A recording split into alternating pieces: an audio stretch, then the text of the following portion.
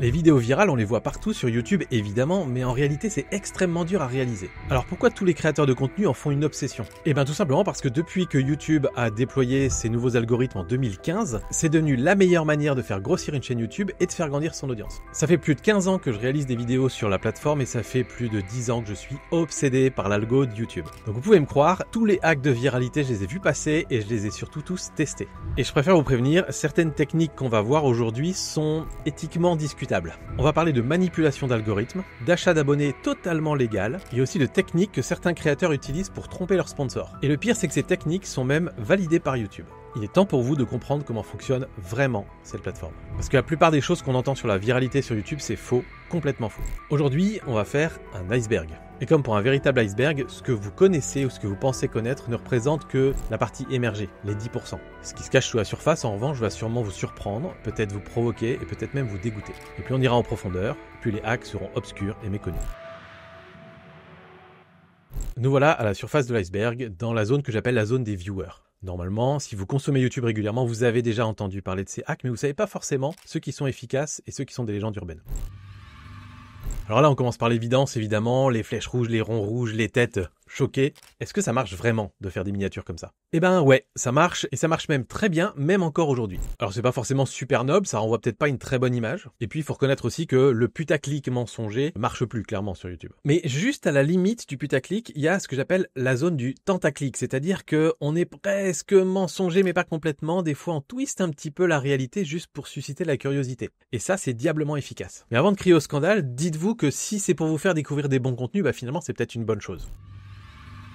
Vous avez déjà eu l'impression de voir 3 fois la même vidéo sur 3 chaînes différentes? Des concepts du genre je teste les pires hôtels ou bien je mange vert pendant 24 heures. Bon ça c'est un peu fini heureusement cette trend. Vous dites sûrement que c'est des créateurs qui ont peu d'imagination et peu d'originalité. Et vous n'avez pas tout à fait tort. Mais la vraie question c'est est-ce que ça marche de copier strictement un contenu qui a déjà marché ailleurs? Eh ben ça me fait chier de le dire, mais ça marche très bien.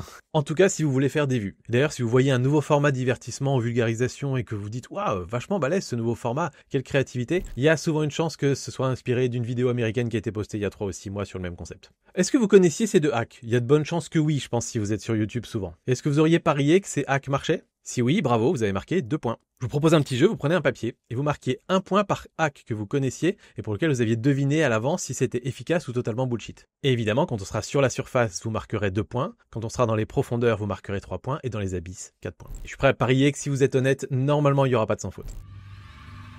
Laissez un commentaire pour l'algo. Ça fait combien de temps qu'on entend ça, sérieux? Et combien d'entre vous ont déjà laissé un petit commentaire juste pour l'algo pour aider votre créateur préféré? Eh ben spoiler, ça marche pas. Mais ça marche pas du tout.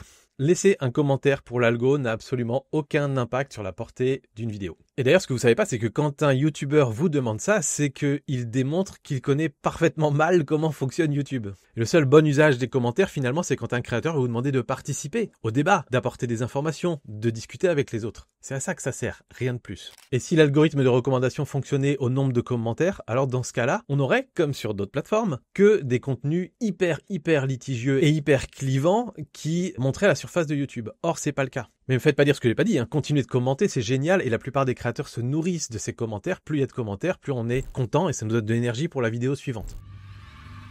30 vidéos en 30 jours. Algorithmiquement parlant, pour YouTube, ça ne change rien. Et si vous répétez 10 fois le même schéma ou 30 fois le même schéma, vous n'allez rien apprendre en plus. Dans la seule bonne approche pour YouTube, qui est une plateforme qui demande une courbe d'apprentissage importante, c'est le PDCA, Plan, Do, Check, Act. C'est-à-dire qu'on planifie, on arrive avec une stratégie et on pense son contenu à l'avance. Ensuite, on le réalise rapidement, faut pas trop traîner, faut pas trop réfléchir. Ensuite, on check, on analyse, on regarde ce qui a fonctionné, pourquoi, on essaie de comprendre derrière. Et ensuite, on agit en replanifiant la vidéo suivante. Et on fait contenu par contenu et pas à pas, on progresse comme ça. C'est exactement comme ça que MrBeast a progressé sur YouTube d'ailleurs. Il n'a pas fait 100 fois la même vidéo au début. À chaque fois, il faisait un contenu, il analysait et il changeait. Donc s'il faut produire souvent beaucoup de vidéos avant de commencer à avoir un peu de perf sur YouTube, c'est pas parce que c'est la plateforme qui vous l'impose, c'est simplement parce que vous devez apprendre énormément de choses et que vous n'êtes pas au niveau. Vous les connaissez ceux-là, non? Les créateurs, dès qu'il y a eu d'actu chaude, boum, ils sortent une vidéo, mais genre une demi-heure après, 1 heure après l'actu. Alors est-ce que c'est une bonne strat? Eh ben en réalité, ouais. Plus vous êtes dans les premiers à sortir votre vidéo sur une actu, plus il y a de chances que ça marche. Mais il y a une nuance un peu plus subtile quand même. Il faut penser à la durée du buzz autour de cette actualité. Il y a des actus, on sait qu'au moment où elles sortent, elles vont durer 12 ou 24 heures et après plus personne n'en parlera. Dans ce cas-là, sortez votre contenu le plus vite possible, c'est la course au créateur qui va surfer le plus vite sur la vague. Mais si vous êtes sur une actu qui va durer 5 jours, 10 jours, 20 jours, et il y en a beaucoup. Alors dans ce cas-là, en réalité, vous avez tout intérêt à être plus malin que les autres et à bien préparer votre contenu et à sortir votre vidéo 2 ou 3 jours après le buzz. Parce que sur les buzz longs, les viewers ont envie de regarder plusieurs contenus d'affilée et surtout, ils vont se concentrer sur les contenus les plus smart, ceux qui apportent le plus de choses intéressantes au débat et donc ce sera votre contenu si vous avez pris le temps de bien le préparer. On en a fini avec la surface. Si vous connaissiez tous ces hacks et que vous aviez deviné s'ils étaient bullshit ou s'ils fonctionnaient, bravo, vous avez marqué 5 points. Peut-être vous êtes à 3 ou 4 et c'est ok. Et à ce niveau de connaissance, si vous voulez vous lancer sur YouTube, ce qu'il faut absolument en fait, c'est étudier la plateforme, consommer des vidéos et commencer à penser à pourquoi vous vous comportez de telle manière, pourquoi ce contenu vous plaît, pourquoi tel autre ne vous plaît pas, à quel moment vous avez envie de quitter une vidéo. Ça, c'est le YouTube Studio. Tous les créateurs le connaissent. Et c'est une mine d'informations et de data qui peuvent être parfois même contradictoires si vous ne savez pas bien les lire. Ce qui fait que la plupart des créateurs, en fait, restent en surface de cet outil et ne l'exploitent absolument pas. Ou alors l'exploitent mal. Et des infos qui sortent du YouTube Studio proviennent tout un tas de hacks, vrais ou faux.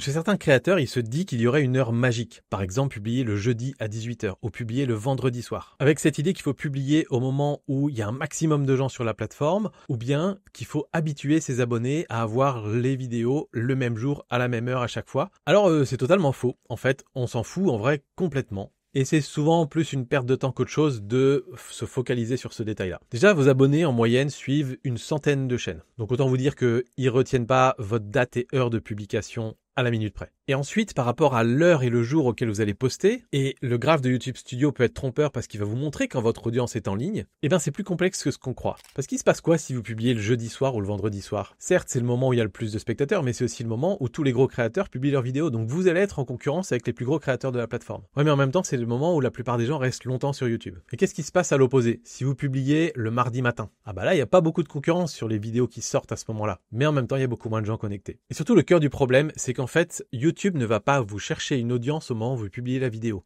YouTube ne cherche pas des viewers pour une vidéo. YouTube veut trouver les bonnes vidéos pour chaque viewer qui se connecte. Et la nuance est importante. Si votre maman est abonnée à votre chaîne YouTube, que vous publiez votre vidéo le vendredi soir et que votre maman se connecte le mardi matin, YouTube mettra tout en haut votre vidéo pour votre maman. Si c'est votre plus grande fan, évidemment. Et c'est pour ça que YouTube nous dit, dans le YouTube Studio, précisément, que la portée d'une vidéo ne dépend absolument pas de l'heure à laquelle cette vidéo est publiée.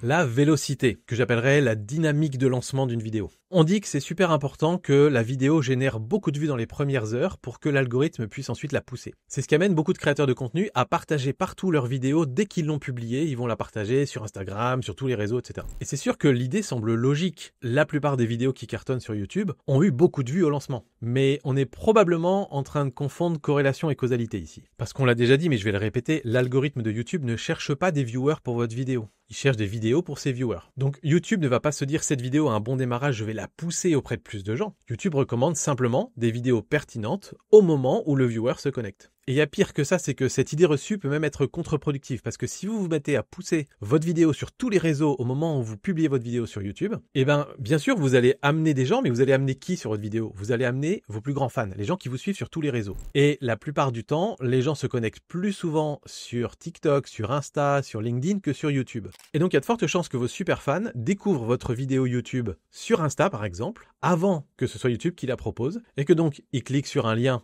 pour arriver directement sur votre vidéo. Et là, ça a deux effets plutôt négatifs. Effet numéro 1, c'est que vous bénéficiez pas de la concurrence entre votre vidéo et les autres. Si c'est un super fan, si YouTube avait proposé votre vidéo à côté de 10 autres, il aurait cliqué sur la vôtre. Ce qui aurait fait monter votre vidéo par rapport aux autres dans le classement des recommandations. Donc ça, vous en bénéficiez pas. Et surtout, deuxième effet qui se coule, qui est plutôt très mauvais, c'est que si les gens sont sur Instagram, généralement, c'est qu'ils sont là pour quelques minutes, quelques dizaines de minutes tout au plus. Et donc, quand ils vont cliquer sur votre vidéo, généralement, ils sont pas dans un état d'esprit pour regarder un contenu long. Or, la plupart du temps, vous allez vouloir les garder le plus longtemps possible sur la vidéo. Et donc, souvent, ils vont regarder un bout, puis ils vont quitter la vidéo. Alors que s'ils l'avaient découvert sur YouTube, à un moment où ils étaient prêts à se faire une grosse session, ils auraient non seulement cliqué dessus face aux autres vidéos, ce qui donne des infos très précieuses à YouTube, et en plus de ça, ils auraient regardé votre contenu jusqu'au bout.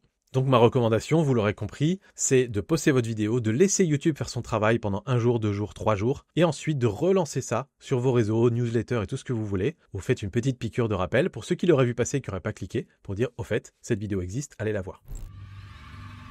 Le SEO sur YouTube. Mais là, c'est nul, je pense que vous voyez à ma tête déjà si c'est une bonne idée ou pas de penser SEO pour ces vidéos YouTube. Mais on l'entend encore, si vous suivez ma chaîne, vous savez déjà ce que j'en pense. Mais redevenons sérieux une minute. Optimisez sa description. Mettre les tags dans la boîte de tags fournie par YouTube, mettre des mots-clés dans son titre, dans sa vidéo, pour que la vidéo soit répertoriée dans le moteur de recherche de YouTube, qui est le deuxième moteur de recherche au monde. Ça paraît pas déconnant quand même. Alors qu'on se le dise franchement, si vous pensez encore que c'est une bonne idée, c'est une très mauvaise idée sur YouTube de faire ça ou de raisonner comme ça. Ces techniques qui datent de plus de 10 ans, qui sont plus pertinentes du tout. YouTube lui-même vous dit que ça ne marche pas comme ça. Et en tout cas, tous ces hacks de SEO, je peux en citer quelques-uns, mais vous pourriez par exemple mettre dans vos tags le nom d'une vidéo très populaire en ce moment, le nom d'un créateur dont vous voudriez hacker l'audience, etc. Est-ce que vous croyez vraiment, sachant la malhonnêteté de certains créateurs de contenu, que YouTube continuera à donner autant de poids à un système qu'on peut biaiser aussi facilement? Évidemment que non. YouTube transcrit automatiquement votre vidéo au moment où vous l'uploadez. YouTube et Google ont des outils d'analyse sémantique qui permettent, en analysant un texte, non seulement de voir le vocabulaire utilisé, mais même de savoir la tonalité, si c'est positif, négatif, optimiste, etc. YouTube est aussi parfaitement capable d'analyser chaque image de votre vidéo. Donc ces informations sont 100 fois plus fiables pour YouTube que celles que vous allez mettre vous à la main. Donc les tags servent littéralement à rien. Pas besoin non plus de bourrer la description de mots-clés, de trucs comme ça. Les hashtags, c'est une feature que YouTube veut mettre en avant, mais qui a jamais vraiment marché, donc c'est pareil, laissez tomber. Parce qu'en réalité, ce qui compte pour YouTube, pour déterminer la pertinence d'une vidéo, parce que oui, il y a des vidéos qui sont classées dans le moteur de recherche, évidemment, et oui, il y a des stratégies pour monter dans le moteur de recherche, mais c'est pas en bourrant des tags et des mots-clés. Parce que les éléments qui comptent, c'est des signaux humains qui sont basés sur le taux de clic et sur le watch time. Et donc, si vous voulez qu'une vidéo soit répertoriée sur le moteur de recherche de YouTube et aussi de Google, dites-vous bien qu'une vidéo type comparative perceuse à percussion 2025, qui reprend exactement la requête que les gens vont taper, va généralement générer 10 fois moins de clics qu'un titre comme « J'ai testé 10 perceuses entre 20 € et 2000 €, voici la meilleure ». Donc, pensez que l'optimisation pour le moteur de recherche doit toujours viser le clic et générer du clic et non pas contenter un robot en mettant exactement les mêmes mots que ce que les gens vont rentrer dans le moteur de recherche. Alors celle-là, elle me plaît bien, parce que c'est quelque chose qu'on entend encore beaucoup de la part des créateurs, et notamment des anciens créateurs. Il faut que mes vidéos soient monétisables pour être plus recommandées par l'algo. C'est logique. Si ma vidéo rapporte de l'argent à YouTube, YouTube va plus la mettre en avant. YouTube favorise les vidéos adaptées aux annonceurs. Et pire, si je dis certains mots, je vais être blacklisté, donc il faut que je me censure pour pouvoir poster sur YouTube. Alors je sais que c'est sujet à débat, et j'entends encore dans des festivals des gros créateurs dire ce genre de choses, et le croire dur comme fer. Mais il faut bien comprendre que les algorithmes de recommandation de vidéos et les algorithmes de monétisation sont totalement distincts.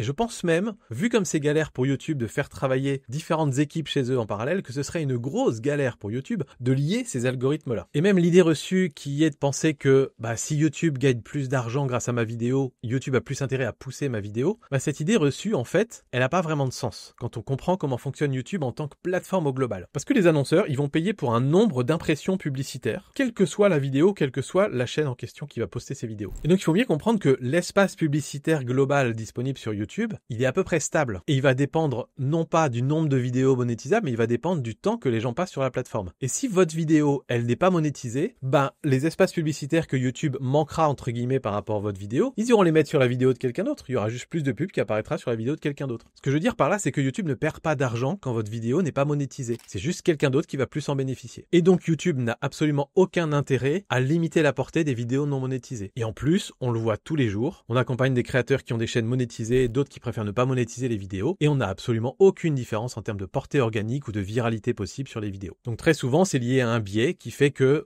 mes vidéos ne fonctionnent pas pour une raison X ou Y, il se trouve qu'elles ont été démonétisées, donc j'ai l'impression que cette corrélation est une causalité, alors qu'encore une fois, c'est un biais. Le seul cas, il faut faire attention, c'est si votre vidéo devient interdite aux moins de 18 ans, et là oui, certains comptes ne verront pas votre vidéo à cause de ça, donc ça peut limiter le nombre de vues totales. Vous le savez, si vous êtes créateur de contenu, vous le connaissez, ce fameux classement sur 10, ce petit tableau. Votre vidéo est 1 sur 10, feu d'artifice, votre vidéo est 9 sur 10. Pourquoi vos performances sont si nulles? Pourquoi vous êtes un gros loser de YouTube? C'est un peu des fois comme ça qu'on se sent quand on voit ce classement. Et c'est important de comprendre si c'est bien de s'y fier ou pas. Alors ce classement, il est loin d'être parfait, mais il est quand même utile pour comprendre assez rapidement si la vidéo est bien partie ou non, et si on a des fois intérêt à changer peut-être un titre, une miniature, ou à repenser nos vidéos autrement pour les prochaines. Le problème, c'est qu'il comprend pas mal de biais, parce que, comme on l'a vu précédemment, la dynamique d'une vidéo dans les premières heures n'est pas toujours représentative de la dynamique d'une vidéo sur les 7 premiers jours ou les 30 premiers jours. J'ai vu souvent des vidéos qui démarrent en 9 sur 10 et qui finissent 1 sur 10 3 jours après. Et j'ai vu l'inverse, des vidéos qui plaisent énormément à votre communauté, qui partent 1 sur 10 et où très vite quand YouTube les propose à des nouvelles personnes, l'intérêt s'essouffle et la vidéo finit 5, 6, 7, 8 sur 10. Donc c'est pas un classement absolu, c'est juste un indicateur précoce qui peut être utile pour faire des ajustements, mais où si ça vous fait du mal, désactivez-le. Les écrans de fin. Vous savez ces petits trucs qui s'affichent dans les 20 dernières secondes d'une vidéo. Alors je préfère vous le dire tout de suite, c'est probablement un des éléments les plus importants de votre stratégie YouTube et quasiment tous les créateurs l'utilisent mal. Parce que si vous faites du bon contenu, vous allez avoir 30, 40, 50% des gens qui ont démarré votre vidéo qui vont arriver jusqu'à la fin. Et ces gens-là sont les gens qui sont le plus impliqués avec votre contenu. C'est des gens qui potentiellement vont devenir vos super fans. Vous regardez les 5-10 vidéos suivantes. Et vous leur proposez quoi à ces gens à la fin ? Une suggestion automatique d'un short faite par YouTube? Ou pire, vous mettez rien et vous laissez les viewers choisir dans les options que YouTube leur propose à côté. Donc la logique à ce stade-là voudrait être que on va mettre le plus d'options possible. Proposer 3 à 4 vidéos différentes, proposer un bouton d'abonnement, etc. Sauf que ce qu'on constate en général dans les stats et dans les taux de clics sur ces éléments-là, c'est que moins il y a d'options, plus les personnes vont cliquer dessus. Donc ma recommandation, elle est très claire et contre-intuitive, mais ça pour le coup on l'a mesuré encore et encore et encore. Ne mettez qu'un seul écran de fin et la plupart du temps, mettez une vidéo en écran de fin que vous pitchez, qui est une vidéo que vous avez choisie,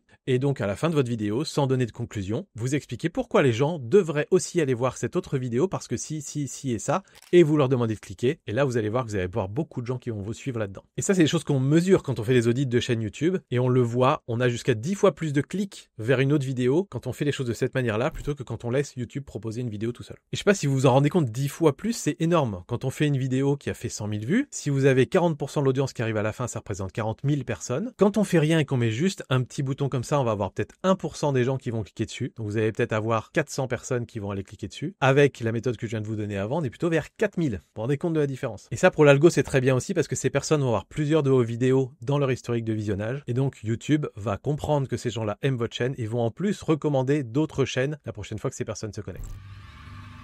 Est-ce qu'il faut réécrire manuellement les sous-titres? Il paraît que c'est bien parce que ça donne plus de contexte et de justesse à YouTube. Il paraît aussi que c'est bon pour la rétention parce que certaines personnes regardent YouTube sans le son et donc regardent que les sous-titres et donc plus c'est précis, plus ils vont rester longtemps sur la vidéo. Mais la question c'est est-ce que ça vaut le coup parce que c'est pas un acte anodin de refaire tous les sous-titres d'une vidéo, ça prend des heures et des heures. Et il y a des tests qui ont été réalisés il y a 4-5 ans aux États-Unis sur des dizaines de milliers de vidéos qui ont constaté que quand les sous-titres étaient mis à jour manuellement versus générés automatiquement, ça générait en moyenne 10% de vues en plus. Donc dites-vous bien que en termes purement statistiques, c'est très faible et la plupart du temps, ça vaut pas le coup de faire ça. Si vous connaissiez la majorité de ces hacks, il est très probable que vous êtes un créateur ou une créatrice qui commence à se poser la question de comment je peux générer plus de vues sur mon contenu. Vous êtes au stade des premières optimisations. Vous cherchez justement tous ces petits hacks qui vont permettre facilement de faire voir vos vidéos à plus de monde. Typiquement, c'est le genre de chaîne YouTube qui vont faire 1000 à 2000 vues par vidéo avec des vidéos virales parfois 10 000 ou 20 000 vues. Là, la meilleure façon de progresser, alors elle est multiple, mais le plus souvent, c'est de communiquer beaucoup avec d'autres créateurs. Nous, on a un Discord du coin des youtubeurs qui est totalement ouvert et gratuit. Vous pouvez venir vous inscrire en lien dans la description pour rencontrer, discuter avec plein de créateurs justement pour partager vos expériences. Mais c'est aussi le moment où on peut commencer à plonger un peu dans les YouTube Analytics, dans le YouTube Studio et vous commencez à vous rendre compte de la masse de données qui existent et de la complexité que c'est de les analyser. Alors qu'en réalité, il y en a vraiment que 4 qui méritent qu'on les mesure et qu'on passe du temps dessus. Et vous me voyez venir, ces 4-là, je vais vous les donner à la fin. Ils sont enfermés dans un coffre au trésor tout au fond des abysses. Mais je peux vous le dire, nous on analyse des centaines de chaînes YouTube chaque année et c'est les 4 statistiques qui sont vraiment les plus fiables pour prédire la portée virale de cette vidéo et des vidéos futures. Maintenant, on va descendre dans les eaux profondes. Bienvenue dans le game des créateurs qui testent des techniques avancées, qui vont passer du temps à optimiser leurs vidéos et qui vont aussi commencer à développer leur activité économique et leurs sources de revenus avec leur chaîne YouTube. Et là, on va commencer à parler de certaines techniques que même certains gros créateurs ne connaissent pas. Et on va rentrer directement dans le cœur des sujets qui fâchent.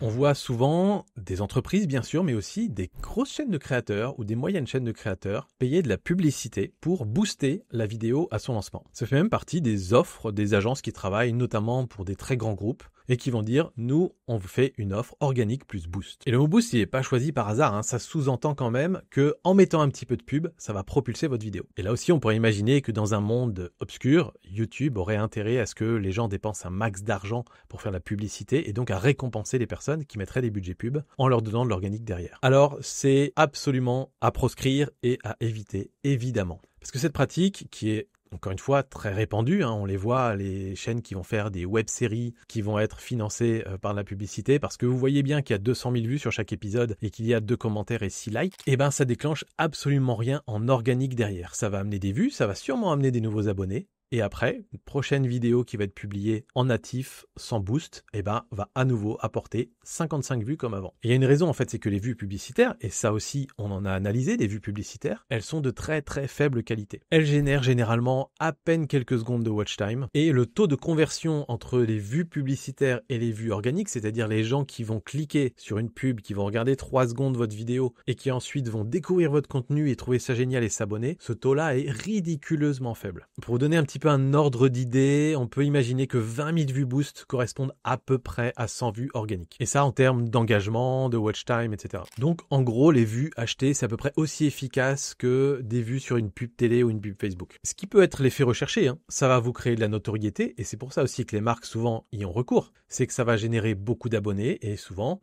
ça donne l'impression, on va dire, que beaucoup de gens ont vu ces contenus. Mais ce ne sont pas des vues engagées, et ça ne déclenchera jamais l'algorithme de recommandation ensuite.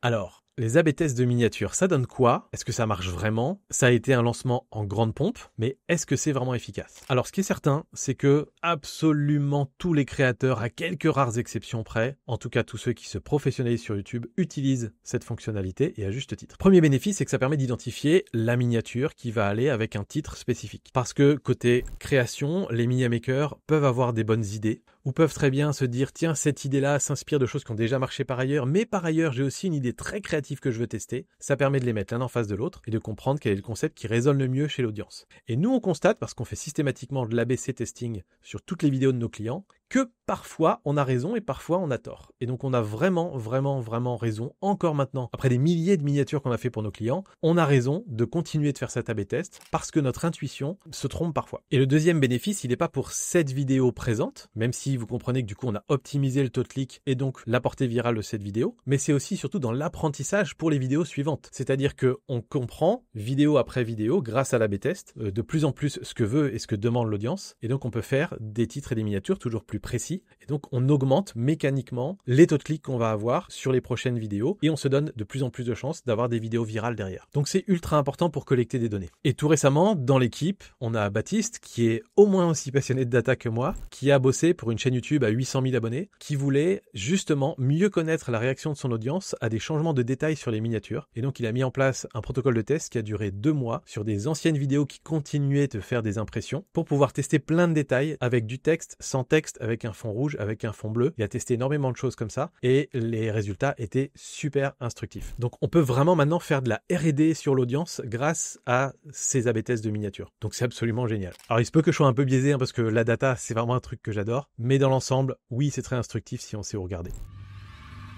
La fameuse question du taux de clic. C'est quoi un bon taux de clic sur YouTube? Moi, j'ai entendu dire qu'il fallait avoir un taux de clic au-dessus de 8%. Moi, j'ai entendu dire qu'un taux de clic de plus de 10% rendait les vidéos virales à tous les coups. Qu'est-ce que je peux l'entendre celle-là? Et qu'est-ce que c'est complexe de répondre à cette question? Alors, on peut tout de suite débunker. J'ai vu des vidéos partir virales avec 4% de taux de clic. J'ai vu des vidéos ne pas partir virales avec 11% de taux de clic. Maintenant, si on fait la moyenne, si on regarde sur une chaîne YouTube, oui, 90% du temps, la viralité est corrélée avec le taux de clic moyen des vidéos. Mais le taux de clic, c'est probablement une des stats les moins bien comprises de YouTube, y compris chez les grands créateurs, y compris chez les professionnels qui font ça depuis des années. Et pour vous donner 2 angles de lecture différents du simple taux de clic qui va s'afficher dans votre YouTube Studio, je vous invite à regarder l'évolution d'un taux de clic dans le temps. Parce que généralement, ce qui se passe, c'est que le premier jour, le taux de clic va être hyper élevé, parce que forcément, YouTube va le montrer à vos plus grands fans. Vous allez peut-être avoir 13,5% de taux de clic le premier jour. Et peut-être que le 3e jour, votre taux de clic il se sera effondré à 2,6%. Ça veut dire tout simplement que vous avez fait une vidéo pour votre communauté et que cette vidéo n'était absolument pas intéressante pour les nouveaux viewers. Et sauf que l'algorithme de YouTube est devenu tellement bon à s'arrêter dès le moment où il avait compris que c'était pas pour des nouvelles audiences, que quand vous allez regarder la moyenne de cette vidéo qui a peut-être fait 10 000 vues, dont 9 600 vues de votre communauté, en fait, vous allez avoir 9 600 personnes qui ont cliqué avec un taux de clic à 12%. Et vous aurez que 400-500 personnes avec un taux de clic à 2%. Et donc, dans la moyenne, vous allez avoir une moyenne effectivement très élevée. Et c'est comme ça qu'on se retrouve avec des créateurs qui nous disent « Mais je comprends pas, ma vidéo a fait 11% de taux de clic et YouTube la met pas en avant. » Quand on regarde l'évolution dans le temps, on comprend un peu mieux. À l'inverse, si sur la longue traîne, au bout de 5 jours, 6 jours, 7 jours, 8 jours, vous continuez d'avoir du 7, 8, 9% de taux de clic, là, il y a de bonnes chances que la vidéo soit propulsée. Évidemment, si c'est mis en face de suffisamment de personnes. Si c'est pour 10 personnes, ça compte pas.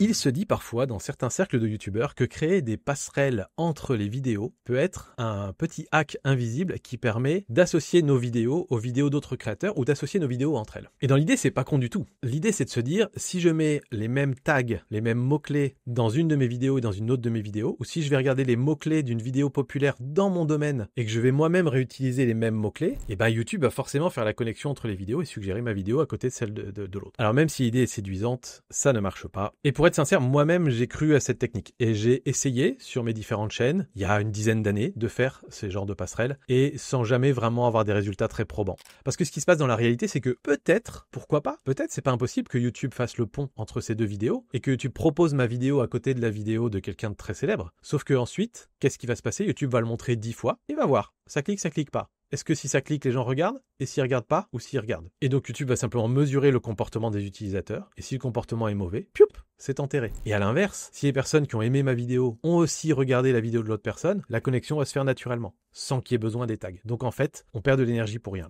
Et donc c'est bien en réfléchissant sur le sens des vidéos et sur le fond des vidéos, et non pas sur ces petits hacks, qu'on va réussir à pouvoir se greffer à côté d'autres vidéos populaires, que ce soit de votre propre chaîne ou de la chaîne des autres. Ça semble être une bonne idée de revitaliser des anciennes vidéos, notamment depuis qu'on a les AB tests de miniatures. C'est génial en fait. On peut refaire tout notre catalogue de vidéos et toutes les relancer et faire en sorte que maintenant, notre catalogue travaille pour nous. Alors je vous cache pas que c'est une idée qui nous travaille depuis très longtemps et c'est même quelque chose qu'on avait envisagé de lancer en tant que business il y a quelques années. Parce que on savait que l'AB test de miniatures allait arriver dans les 6 à 12 prochains mois et donc on était prêt à lancer un business d'optimisation de catalogue de vidéos YouTube en refaisant toutes les miniatures d'une chaîne et en disant par exemple, tiens, on va prendre 50% des revenus de ce qui va être généré sur les anciennes vidéos de ta chaîne. Et ensuite, on l'a testé. On l'a testé sur plusieurs chaînes et on l'a testé sur des dizaines et des dizaines de vidéos en mesurant bien quelle vidéo était relancée et quelle vidéo n'avait vu aucune évolution. On l'a testé sur des chaînes qui avaient des miniatures horribles, des titres hyper descriptifs et en faisant des choses plutôt quali de l'autre côté. Et ce qu'on a constaté, c'est quelque chose d'assez étonnant et auquel on s'attendait pas. C'est qu'en réalité, déjà, ces changements peuvent prendre du temps à faire effet et surtout que ça dépendait exclusivement du nombre d'impressions que ces vidéos généraient encore aujourd'hui. Parce que le problème des anciennes vidéos, c'est que certaines génèrent encore des vues régulièrement, mais la plupart d'entre elles génèrent plus aucune vue. La plupart d'entre elles vont peut-être faire, 50 impressions et une vue par semaine ou par mois. Et donc quand on a des stades si faibles, même si on a radicalement changé le titre et la miniature, YouTube va tout simplement pas se rendre compte que le taux de clic a changé. Et donc il va rien se passer. Et en plus de ça, votre AB test de miniature ne vous donnera même pas des résultats parce qu'il n'y a pas suffisamment d'impressions dessus. Pour avoir les résultats d'un AB test, où il y a 2 miniatures différentes, il vous faut 3 à 4 000 impressions dans la période que vous mesurez. Et si vous en mettez 3, il vous en faut 5 000. Donc c'est ok de faire ces tests sur d'anciennes vidéos, mais ne regardez que des vidéos qui font plusieurs milliers d'impressions par semaine.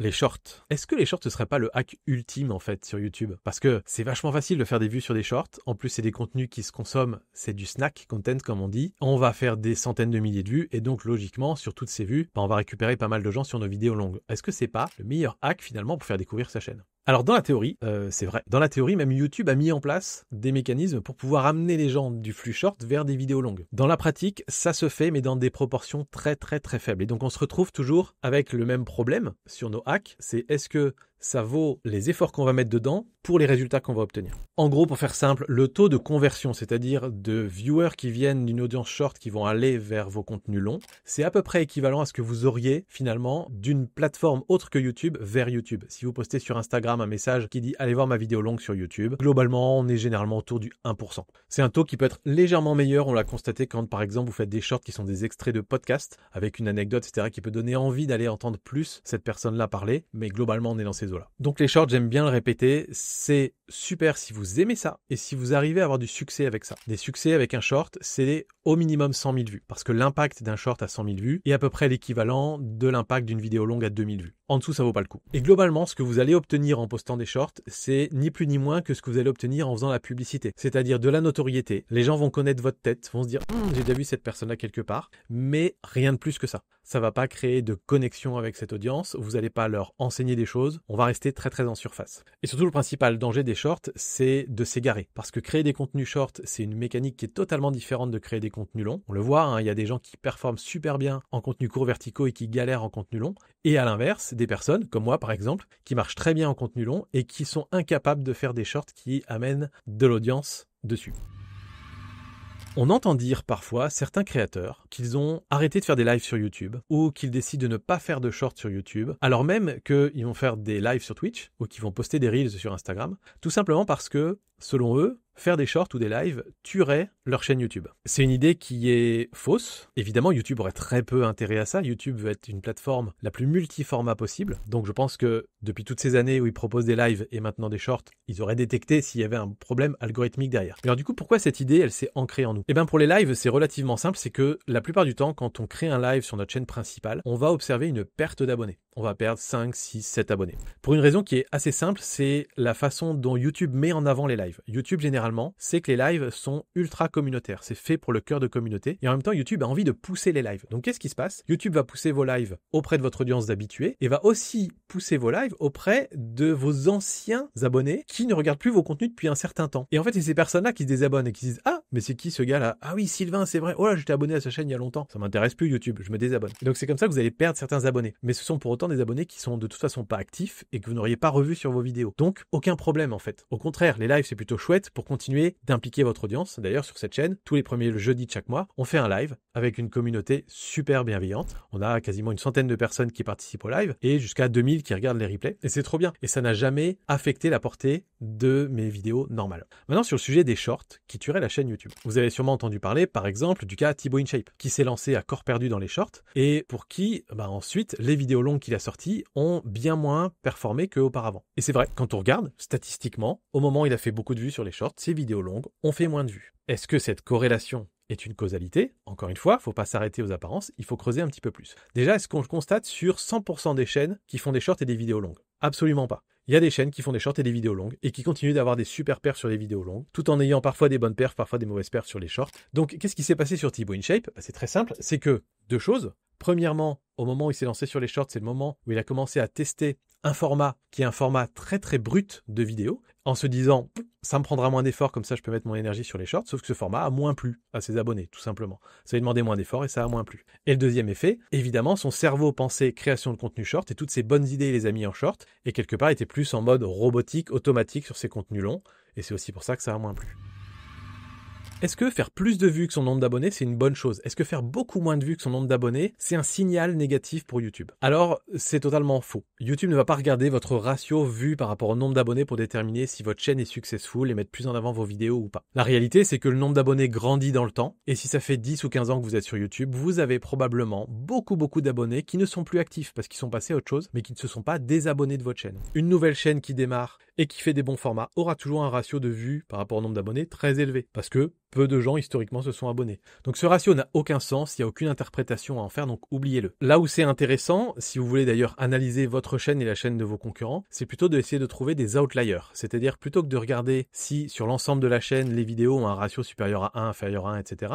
Regardez par rapport au nombre de vues de base de ces vidéos, si certaines vidéos ont fait x3, x4, x5 par rapport à ce nombre de vues. Et là, dans ce cas-là, il y a quelque chose d'intéressant à analyser. Si vous aviez déjà entendu parler de ces hacks ou de ces sujets-là, en bien ou en mal, c'est probablement que vous êtes dans cette catégorie des créateurs qui sont impliqués très fortement dans la croissance de leur chaîne YouTube, notamment parce que c'est une partie de votre projet professionnel ou c'est une partie de vos revenus. Là, vous n'avez pas le choix, vous devez vous plonger dans les YouTube Analytics, vous devez au minimum, tous les mois, aller analyser vos datas. Parce que YouTube est mouvant, les audiences changent, les attentes changent et vous-même, vous changez aussi également sur vos sujets. Et donc la recette qui a marché il y a 10 ans ou la recette qui a marché l'année dernière peut très bien ne pas marcher demain. Aux États-Unis, les chaînes qui sont à ce stade-là se font très souvent accompagner sur la partie data. Et ils vont demander très régulièrement à des personnes extérieures, à des consultants comme moi par exemple, de venir analyser leurs data et leur faire un petit point régulier ou bien une fois tous les ans de faire un audit. L'audit de chaîne YouTube, c'est quelque chose que moi je propose avec ma boîte VideoBiz depuis 8 ans maintenant et on en a vu passer des centaines et des centaines de toutes sortes différentes. On a à peu près tout vu sur YouTube. De la toute petite chaîne ultra passion, ultra nichée jusqu'à des chaînes de grands médias ou des chaînes à plusieurs millions d'abonnés. Et la problématique, c'est que depuis 2016, mes audits, je les ai fait évoluer, ils sont devenus de plus en plus précis, de plus en plus détaillés. On a fait évoluer les prix en conséquence. Nos audits complets, aujourd'hui, nous demandent tellement de travail qu'on ne peut pas financièrement les rendre accessibles à tous les créateurs YouTube. Et du coup, pour corriger ce problème, on a décidé de lancer des audits live. L'audit live, c'est exactement les mêmes process qu'un audit complet, mais sans les fioritures, si vous voulez. Donc, on fait tout pareil dans l'analyse de votre chaîne YouTube, mais on le fait en direct avec vous. Du coup, on vous facture pas toutes les heures de préparation du document, on vous facture pas la partie replay, chapitré, et la partie document complet avec lequel vous pouvez repartir. Parce que ça, ce sont des éléments qui sont super importants pour les entreprises avec lesquels on travaille, ou pour les médias, ou pour les gros créateurs avec lesquels on travaille, qui ont besoin de partager ça en équipe et de retourner dedans, etc. Mais la réalité, c'est que pour la plupart des créateurs de contenu moyens, on va dire moyenne gamme, 10, 50, 100 000 abonnés, généralement vous êtes tout seul à bord et vous n'avez pas besoin de tout ça. Vous avez juste besoin qu'on regarde votre chaîne et qu'on vous dise, il est là ton nœud, c'est ça qu'il faut que tu résolves pour que ta chaîne puisse se débloquer et aller vers des plus hauts sommets. On a déjà fait une dizaine d'audits live cette année et je vous confirme que c'est bon, on est prêt, on peut en faire beaucoup plus. Je vous mets un lien en description et en commentaire épinglé si ça vous intéresse. Vous êtes maintenant dans les abysses, dans la zone des experts, des gens obsédés de l'algorithme, obsédés de toutes les petites astuces et même des choses qui parfois sont un peu limite borderline. Ces experts, ils sont une poignée dans le monde et ce sont des personnes qui vivent YouTube jour et nuit, qui passent leur temps plongés dans la data, à tenter des expériences, à essayer des choses et vous allez voir que c'est fascinant. Vu qu'on est dans les abysses, on va être un peu plus intime. J'enlève ça. Point d'interrogation, sub, _ confirmation égale 1. Si vous ajoutez ce code à la fin de l'URL d'une de vos vidéos YouTube, quand vous allez la partager, la personne qui va arriver sur votre chaîne YouTube va automatiquement avoir une invite qui va lui proposer de s'abonner à la chaîne. Et franchement, le jour où j'ai découvert ce hack, c'était déjà il y a un paquet d'années, j'avais l'impression d'être la personne la plus smart de tout YouTube. En mode, waouh, mais c'est trop bien, je vais gagner plein d'abonnés en faisant ça. Alors oui, ça marche si vous l'ajoutez à l'URL de votre chaîne YouTube et que vous le partagez cette URL-là sur vos réseaux, les gens auront cette pop-up. Mais c'est débile. Quand vous partagez le lien vers votre chaîne YouTube, c'est quasiment tout le temps pour pouvoir montrer votre chaîne à des gens qui ne la connaissent pas. Donc ces personnes, qui sont assez sympas pour cliquer sur votre lien, viennent par curiosité, veulent découvrir votre chaîne, pour ensuite décider si ça vaut le coup de s'abonner ou pas. Donc je pense que vous me voyez venir, cette pop-up automatique, ça pourrit complètement leur expérience. Globalement, c'est exactement comme si vous rentriez dans un magasin pour la première fois et qu'un vendeur vous sautait dessus en vous disant « Vous voulez la carte de fidélité ?» Ça n'a pas de sens. Et même si vous aviez quelques personnes qui décideraient de s'abonner comme ça pour que la pop-up s'en aille, rien dit que ça va être des abonnés qui vont être actifs et donc des abonnés fantômes, ça sert à rien.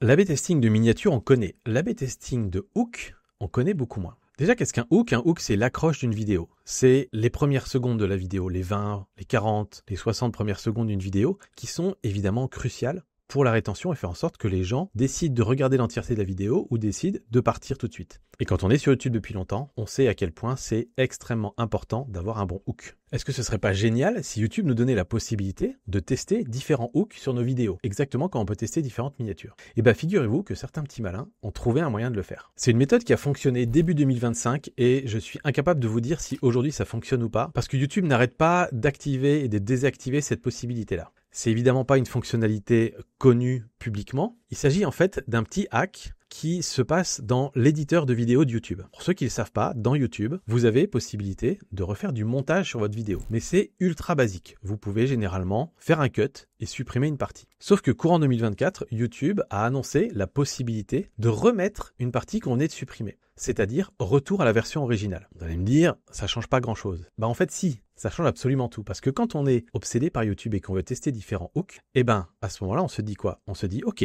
sur ma prochaine vidéo, je vais tourner et monter 3 hooks différents. Et dans un premier temps, je vais poster la vidéo avec le premier hook, et dans mon éditeur de montage, je vais supprimer les 2 hooks suivants. Je teste avec ce hook, je vois les rétentions. Je retourne dans mon éditeur, je fais retour à la version originale, j'ai à nouveau mes 3 hooks, je supprime le premier, je supprime le troisième, et je teste le deuxième. Et on refait la même chose pour tester le troisième hook, et à la fin, on a pu tester 3 hooks différents sur la même vidéo pour voir celui qui fonctionnait le mieux. On a pu faire de l'A/B testing de hook. Alors c'est une technique qui présente un certain nombre de complexités, parce que c'est évidemment pas un outil optimisé et fait pour ça, mais si par exemple vous créez des hooks exactement de la même durée, vous allez pouvoir comparer leur impact sur la rétention des vidéos. Il faut aussi être capable de pouvoir isoler l'importance de la première audience. Il semblerait que YouTube ait retiré cette possibilité de revenir à l'original. L'histoire ne dit pas pour quelles raisons ils ont décidé de revenir en arrière. Mais avant cette option qui passe par l'éditeur de vidéos YouTube, il y a toujours eu une option qui existait et qui existe toujours pour tester différents hooks, mais qui va demander beaucoup plus de complexité et surtout du budget. Ça consiste en fait à mettre en ligne 3 versions de la même vidéo, chacune avec un hook différent, et ensuite de les pousser en publicité. Vous les mettez en non répertorié sur votre chaîne et vous les poussez en publicité avec le même budget auprès de la même cible et vous observez la vidéo qui a la meilleure rétention. Ça vous permet à ce moment-là d'analyser la version qui performe le mieux et de publier celle-là en public ensuite. 99% du temps, c'est pas rentable de procéder comme ça,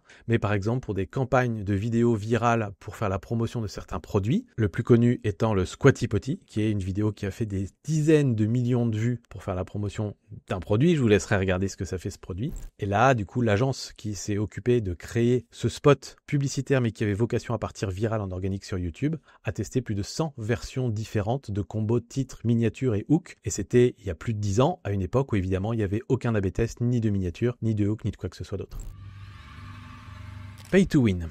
On l'a déjà vu, faire des publicités sur ces vidéos, ça n'apporte rien en termes de vues organiques. Vous vous doutez bien aussi, évidemment je ne l'ai pas précisé, acheter des abonnés illégalement sur des sites qui proposent des packs d'abonnés ou des packs de vues, vous risquez de faire fermer votre chaîne YouTube et vous risquez aussi surtout que YouTube vous retire toutes ses vues, tous ses abonnés au prochain grand nettoyage. Mais si je vous disais qu'il existe une version légale de ça, qui est même encouragée par YouTube. C'est une technique qui est très peu connue et qui est parfaitement autorisée. Il suffit pour ça d'aller dans YouTube Studio et d'aller dans l'onglet Promotion. Et là, vous pouvez, avec un petit budget ou un gros budget, comme vous voulez, décider de mettre en avant une vidéo et vous devez choisir votre objectif. Vous devez choisir si vous voulez faire des vues, des visites sur un site web ou générer des abonnés. Et ce que certains ont constaté, et j'ai pu le voir sur leur chaîne YouTube, c'est que pour une somme dérisoire, vous allez obtenir un nombre d'abonnés absolument énorme. Il y a donc une espèce de bug dans la matrice, c'est-à-dire que ce ne sont pas des abonnés naturels, c'est sûr. Pour vous donner un petit peu une idée, sur une vidéo organique sur laquelle les gens ont choisi de cliquer, qu'ils ont décidé de regarder plus de la moitié du temps, on va avoir en général entre 1 et 2% des viewers qui s'abonnent, des gens non abonnés qui décident de s'abonner. 1 et 2%, vous retenez ça. Là, on est dans le cadre d'une promotion, c'est-à-dire vous mettez vos vidéos en publicité, YouTube s'occupe de mettre la publicité où vous voulez. Vous dites juste que vous voulez optimiser pour que YouTube mette la publicité là où ça vous apporte le plus facilement des abonnés. Et vous allez vous retrouver avec des durées moyennes de visionnage de 2 à 3 secondes qui vont vous amener des taux d'abonnement de l'ordre de 30%. Donc le bug, il est énorme. Entre un taux d'abonnement de 1 à 2% sur des vues longues, de viewers engagés, là on passe à un taux d'abonnement de 30% sur des gens qui ont regardé 3 secondes les vidéos. Ça ne peut pas être des vrais abonnés. En France, sur les chaînes que j'ai pu analyser qui avaient utilisé cette technique, on pouvait voir que l'extrême majorité des abonnés provenaient d'Algérie sur smartphone et regardaient effectivement quelques secondes la vidéo et s'abonnaient à 30%. On a un système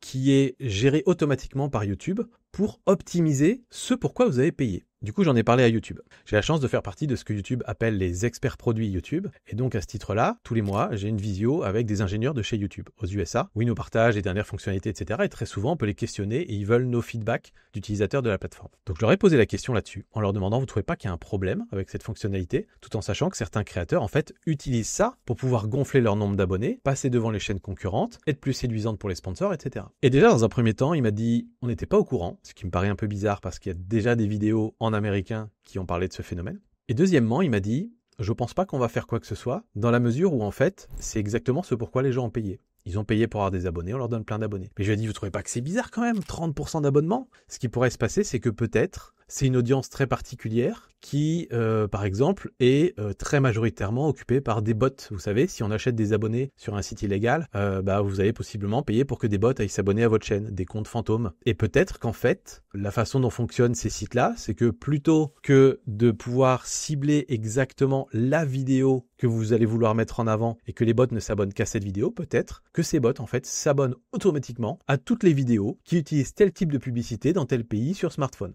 Peut-être que c'est comme ça que ça marche, j'en ai aucune idée, c'est juste une théorie. Mais je l'ai exposé aux personnes de YouTube, il a dit, peut-être, on sait pas, mais écoutez, tant que les créateurs sont contents, on voit pas le problème. Je nuance fortement l'intérêt de cette pratique. Je connais quelques rares cas de chaînes YouTube qui ont un vrai intérêt à faire gonfler leur nombre d'abonnés, mais c'est un cas, encore une fois, très très rare. Parce que évidemment, ces abonnés sont totalement inactifs, ça ne vous amènera rien de plus sur la performance organique de vos vidéos, c'est un hack qui ne marche pas pour rendre vos vidéos virales. Et en plus de ça, va arriver, si vous utilisez cette technique, probablement un petit sentiment de triche, de honte. Un truc où vous dites, ouais, peut-être que je regrette finalement parce que j'avais 70 000 abonnés sur ma chaîne YouTube et j'ai passé les 100 000, j'ai reçu mon trophée, je suis content, mais les 30 000 là que j'ai eu pour atteindre les 100 000, je les ai pas vraiment mérités. Et ça, c'est dommage parce que vous gâchez quelque part votre aventure.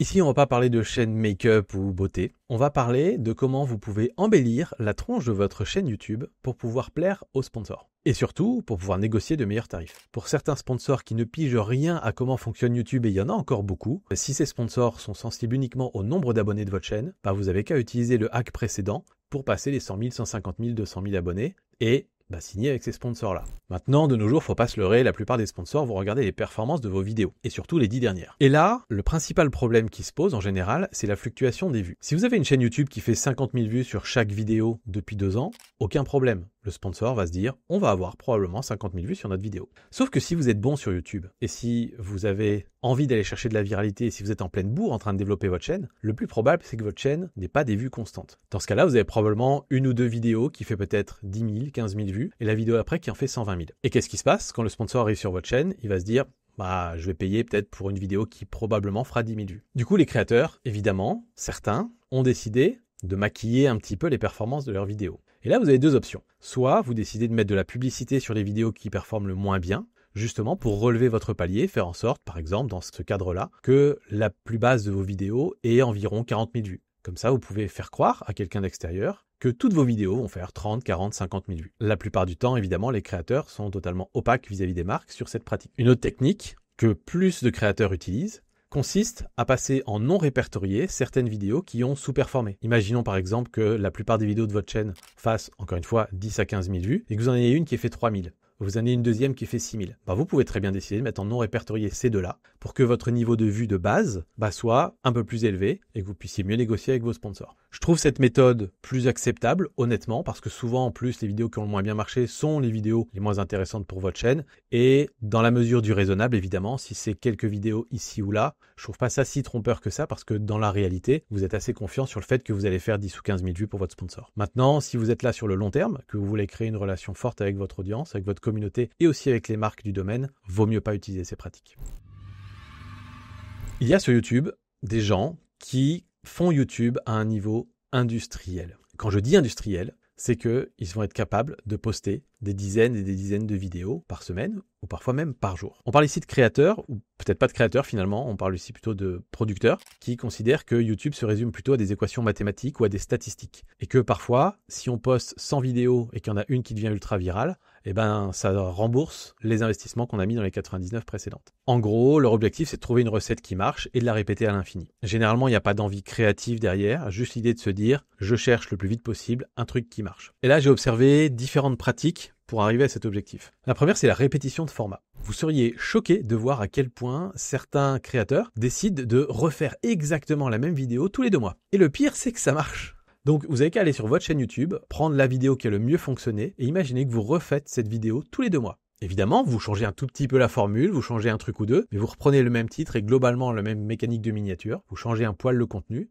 et ça passe. Et généralement, l'audience, elle est contente. Et honnêtement, je ne peux pas leur reprocher, d'autant plus que souvent, on a tendance, nous, à se brider et à se dire parfois qu'une vidéo qu'on a faite il y a 7 ans, on va quand même pas la refaire parce qu'il y a une partie de notre audience qui l'a déjà vue. Et je pense que là, on se bride beaucoup trop. Sur les autres réseaux, c'est parfaitement courant de reposter les mêmes posts LinkedIn, les mêmes posts Instagram qui ont bien marché il y a 6 mois. Et même en réalité, à la télévision, il y a des rediffusions de films, de séries, et ça marche très bien et c'est OK en fait. Après, on a des chaînes qui jouent sur la production automatisée. L'idée pour ces chaînes, c'est de créer tout un process qui va permettre de générer des idées, de générer les vidéos, de les uploader, tout ça en automatique. Évidemment, les IA génératives aident beaucoup dans ce milieu-là. Et on se retrouve donc avec des chaînes remplies de contenu qui peuvent poster à l'infini. Et là, clairement, on joue sur la quantité. L'idée, c'est de se dire, il y a des milliers et des milliers de vidéos. Et puis, si certaines prennent, ça remboursera les frais. Et plus les coûts diminuent parce qu'on peut de plus en plus automatiser les choses, plus ça devient rentable de faire ce genre de chaîne un peu poubelle. On a déjà été approchés, nous, chez VideoBiz, pour aider des chaînes qui voulaient se développer de cette manière-là.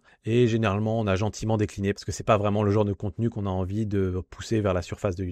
Après, vous avez ce que j'appellerais des groupes médias, c'est-à-dire un créateur qui démarre une chaîne, qui trouve des concepts qui fonctionnent et qui ensuite se dit qu'il va décliner ces concepts-là sur une 2e, 3e, 4e, 5e chaîne. Comme exemple, on peut avoir le média Trash, ou bien on peut avoir par exemple Poisson Fécond et toutes les chaînes qui en découlent. Honnêtement, je trouve cette formule plutôt maligne, ça permet de faire du lien entre les contenus et évidemment, si on suit la chaîne principale, on va plus facilement aller voir la chaîne secondaire, la 3e, la 4e chaîne et quelque part, plus l'audience est contente, plus elle en redemande, plus on crée du contenu et on se retrouve du coup non plus avec des créateurs qui créent pour une chaîne, mais plutôt des groupes qui créent pour un groupe de chaînes et je trouve ça plutôt OK tant que l'audience est contente. Donc en vrai, dans ces approches, je dirais que c'est plutôt des approches en réalité correctes, sauf quand on est dans une optique totalement quantitative, où là le but c'est d'inonder YouTube en espérant qu'il y en ait une qui marche. Parce qu'à ce moment-là, YouTube devient une usine à contenu sans âme et ça me dérange très profondément. Donc vous voyez ces hacks-là dans les abysses, c'est qu'une toute petite partie évidemment de ce qu'on peut faire grâce à l'immense étendue des datas de YouTube Studio, des différentes options de production de contenu, etc. Il y a énormément de choses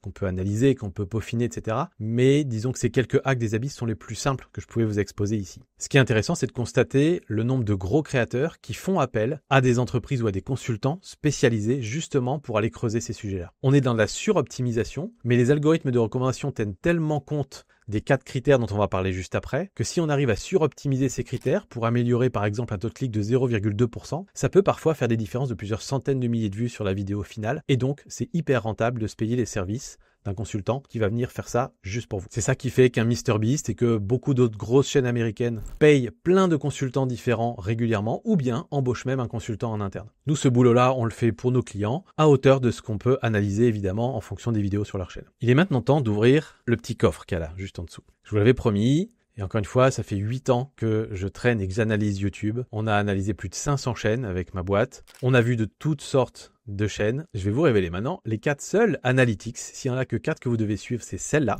qui vont révéler le potentiel viral de vos vidéos YouTube. La première va peut-être vous surprendre. Elle est ultra intéressante et très souvent peu regardée par les YouTubeurs. Il s'agit d'une statistique qui montre la répartition du visionnage selon le type d'appareil. Et on parle là en gros de smartphone, ordinateur, télévision et tablette. Alors pourquoi c'est la première statistique game changer dont je vous parle ? Eh bien parce qu'en fait c'est ultra variable selon les chaînes. Vous avez souvent l'impression que la répartition des appareils de visionnage chez vous est le standard de YouTube. Mais je peux vous dire que nous on a vu des chaînes qui avaient 85% d'audience sur smartphone, on a vu des chaînes qui avaient 60% d'audience sur télévision, on a vu des chaînes qui avaient 70% d'audience sur ordinateur. Et en réalité ces différences changent radicalement la façon dont vous allez faire notamment vos titres et vos miniatures. Ça change aussi à la marge la façon dont vous allez rythmer vos vidéos, la vitesse avec laquelle vous allez parler, le nombre de détails que vous allez pouvoir montrer visuellement, etc. Évidemment parce que la taille de l'écran n'est pas la même et parce que l'attention du spectateur n'est pas la même, parce qu'entre un spectateur qui est passif au fond de son canapé et un spectateur qui est sur son ordi prêt à travailler sur autre chose à côté, c'est pas du tout la même chose. Pour vous la faire très courte, ouvrez YouTube sur votre ordinateur et choisissez une vidéo. Et réfléchissez ensuite à comment vous allez procéder pour choisir cette vidéo. Généralement, vous avez considéré les 8 ou les 10 vidéos qui s'affichaient, vous avez lu les titres et vous avez ensuite décidé en conscience de cliquer sur celle qui vous paraissait la plus intéressante. Ouvrez maintenant votre application smartphone. Le plus probable, c'est que vous avez scrollé jusqu'à ce qu'une image retienne votre attention. Vous êtes arrêté, vous avez lu le titre, vous avez de nouveau regardé l'image et vous avez décidé de continuer de scroller ou de cliquer. C'est pas du tout la même expérience de visionnage. Et donc vous ne devriez pas, en tant que créateur, selon si vous avez plus d'audience sur smartphone, sur télé, sur ordinateur et selon la façon dont ça évolue, ces sources de visionnage, vous ne devriez pas créer vos titres et miniatures de la même manière.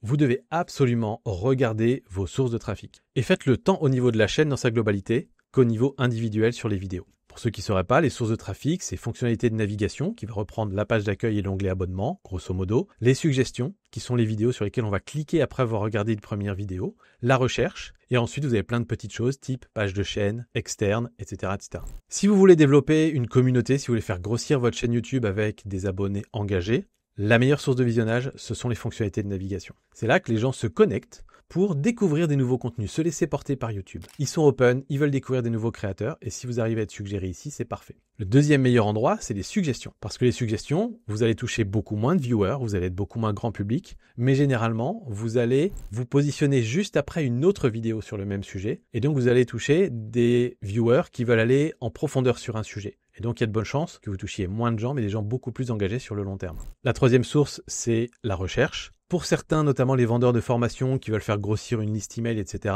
c'est souvent la piste privilégiée. Pourquoi ? Parce que les peu de personnes qui utilisent le moteur de recherche avant tout sur YouTube, c'est à peu près 10% des vues YouTube, vont être des personnes souvent qui ont un problème douloureux. Ils vont l'écrire, ils veulent trouver une solution. Donc si vous arrivez à ce moment-là en tant que sauveur pour leur apporter une solution et leur dire si vous voulez plus, achetez ma formation, inscrivez-vous à ma newsletter, vous n'avez plus besoin de les voir ensuite. Ces personnes-là n'ont pas besoin de devenir des viewers engagés de votre chaîne. Et la plupart du temps, ils ne vont pas le faire d'ailleurs. C'est pour ça que des chaînes qui font beaucoup de vidéos recherche, généralement, vont avoir beaucoup d'abonnés, parce que les gens disent c'est sympa, je m'abonne, mais en réalité, ils ne sont pas intéressés par les autres contenus. En dehors de ça, pour n'importe quel type de chaîne YouTube, c'est toujours intéressant d'avoir quelques vidéos qui performent dans la recherche. Le ratio de likes par rapport au nombre de vues. Ça, c'est une donnée qui n'est pas indiquée par YouTube dans le YouTube Studio et je trouve ça bien dommage. On voit seulement le ratio de likes par rapport au nombre de dislikes. Mais en réalité, je trouve que pour les contenus communautaires, ce ratio est absolument déterminant. Reprenons l'exemple de votre vidéo qui fait 10 000 vues, c'est votre nombre de vues de base, vous savez que c'est votre cœur de communauté qui est venu et que ça n'a pas trop été proposé à d'autres gens. Cette vidéo-là a peut-être eu 1200 likes. Du coup, vous avez un taux de likes par rapport au nombre de vues de 12%. Et imaginez la vidéo suivante qui fait aussi 10 000 vues, mais qui cette fois-ci a un taux de like de peut-être 6%. Vous avez eu 600 likes seulement. Évidemment, si on regarde juste le nombre de vues, on peut se dire, bon bah les deux vidéos ont fait un flop. Sauf qu'en réalité, sur les deux, il y a quand même un signal très très fort. Vous avez 2 fois plus de gens qui vous ont dit, mais cette vidéo, elle était trop bien, je l'ai likée. Et ces gens sont votre cœur de communauté. Si votre but c'est de développer votre chaîne YouTube, j'ai tendance à plutôt vous conseiller de viser les nouveaux viewers plutôt que votre cœur de communauté qui généralement va quand même vous suivre. Mais les contenus communautaires ont un vrai intérêt sur le long terme parce que c'est là où vous allez engager du monde et c'est aussi là où potentiellement vous avez le plus de chances de pouvoir monétiser votre audience, de mille et une façons différentes d'ailleurs. Et donc c'est vachement important de comprendre les contenus qui plaisent le plus à votre cœur de communauté.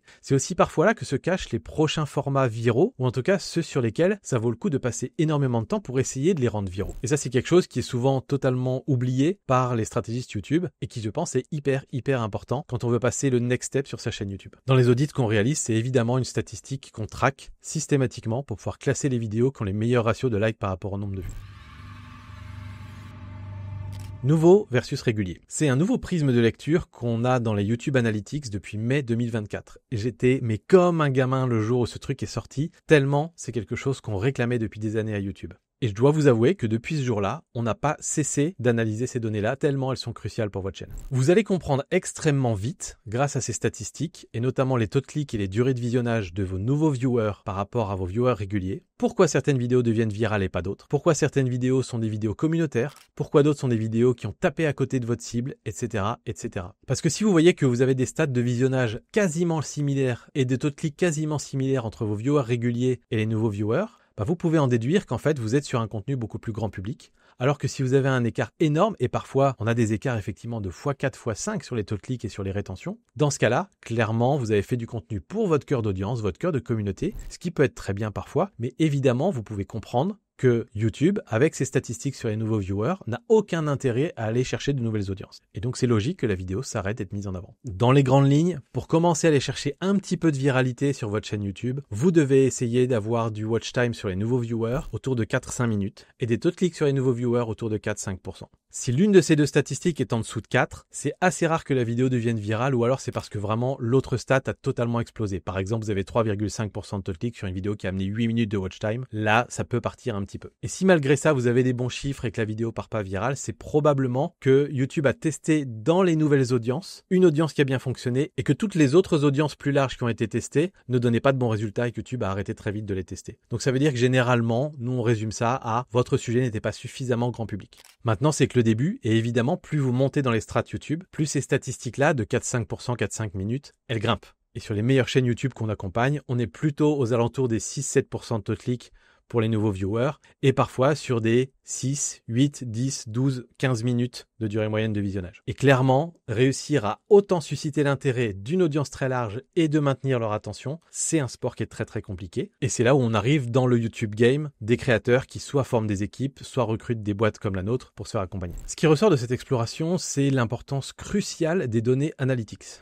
Parce qu'à chaque fois que je vous ai dit ce hack il est vrai ou ce hack il est faux, je vous ai demandé de me croire sur parole, je vous demande de croire peut-être sur le fait que j'ai beaucoup d'expérience dans l'analyse et l'accompagnement de chaîne YouTube, mais la réalité c'est que à chaque fois, j'ai été vérifier ça par de la data. Et j'ai essayé à chaque fois de me débiaiser pour éviter de penser qu'une corrélation était une causalité. Et c'est comme ça que finalement on peut débunker des mythes qui souvent sont là depuis très longtemps et qui parfois sont complètement faux. Et cet aspect data, cet aspect analytics qu'on a la chance d'avoir sur YouTube, souvent on oublie que sur les autres plateformes, c'est ridicule. La data que vous avez sur TikTok, la data que vous avez sur LinkedIn, la data que vous avez sur Instagram, c'est peanuts. Donc vu que vous avez accès à ça et que tout le monde y a accès, tous les créateurs, vous avez un handicap hyper important si vous ne prenez pas le temps d'aller dedans. Et pour le coup, je trouve que YouTube, même s'il semble faire des efforts dans ce sens-là, ils sont pas forcément très bons à nous aider à comprendre les analytics. On a souvent une espèce de petite analyse automatique de votre vidéo a fait plus de vues sur telle source de visionnage, etc. Mais en général, ça s'arrête là et ça vous permet pas de tirer des conclusions et ça vous permet surtout pas de savoir pourquoi ça a eu ces performances-là. Et pire, parfois, on a tendance à venir dans YouTube Analytics avec un biais particulier, avec l'envie de se faire confirmer une croyance qu'on a déjà déjà, et donc on va aller chercher un peu la stat qui va confirmer cette croyance, et ça c'est la pire chose qui puisse arriver. Mais quand vous maîtrisez vraiment ces données, et notamment les 4 données analytiques que je vous ai dit de suivre absolument, vous allez alors débloquer un super pouvoir qui va vous permettre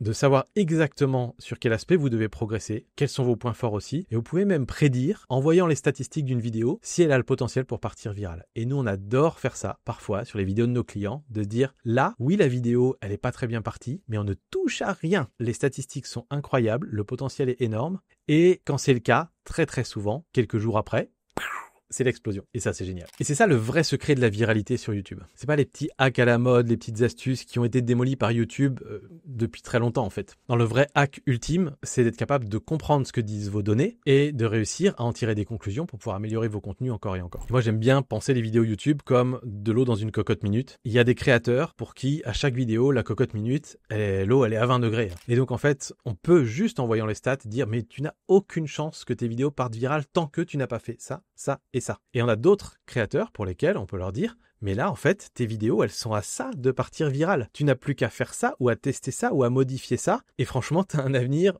très très brillant sur YouTube. Donc vraiment, encore une fois, je vous invite à y plonger. Je sais que tout le monde n'est pas forcément très féru d'analytics. Tout le monde n'aime pas forcément cette partie data. Ça peut même être anxiogène pour certains. Mais si ça vous passionne suffisamment, plongez dedans et je vous promets que vous allez apprendre des trucs intéressants. Et si vous avez la flemme ou si vous voulez laisser faire des pros, vous pouvez nous contacter. Je vous ai mis le lien encore une fois dans la description ou dans le premier commentaire épinglé pour qu'on puisse faire votre audit, soit audit complet, soit audit live. Quel que soit votre stade d'avancement sur YouTube, c'est une bonne idée de s'inspirer de ce que font les autres chaînes, notamment des chaînes qui ne sont pas dans votre thématique. Il y a quelques années, j'ai fait l'analyse en profondeur de l'histoire de Lena Situation sur YouTube et de comment elle a réussi à craquer le game bien avant tout le monde. Et cette vidéo a été faite en collaboration avec Yann Leonardi. La vidéo est sur sa chaîne, je vous mets le lien ici, je vous invite à cliquer. Vous allez voir, c'est passionnant. Cliquez là, on se retrouve de l'autre côté.